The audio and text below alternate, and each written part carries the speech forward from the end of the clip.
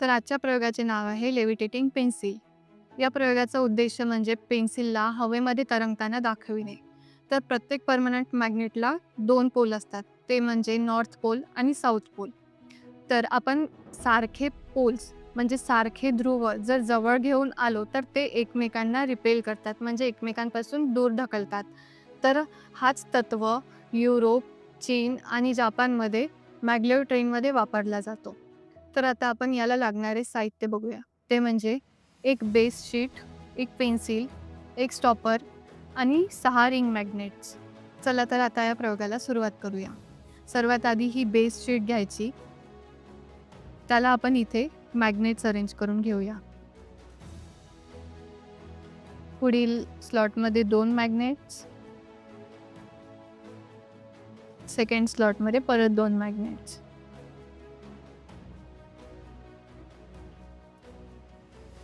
त्यानंतर हे स्टॉपर लावून घेऊया.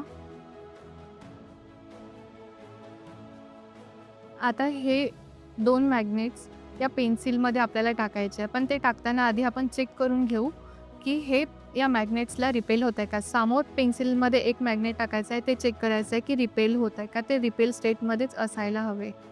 हे अट्रॅक्ट होत आहे, तर आपण याला चेंज करून घेऊ. आता हे रिपेल होत आहे.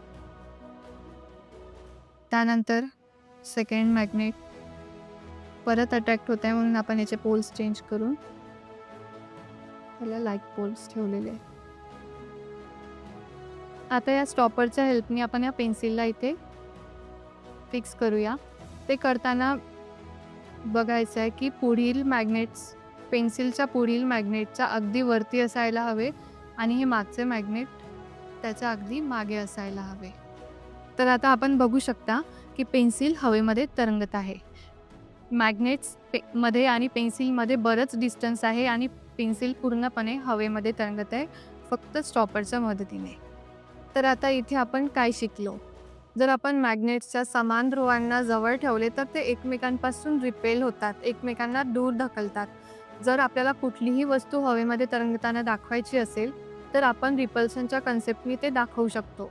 जसं की चीन, युरोप आणि जापानमध्ये मॅग्लेव ट्रेन आहे. ती ट्रेन पटरीला न लागता हवेमध्ये तरंगताना दिसते.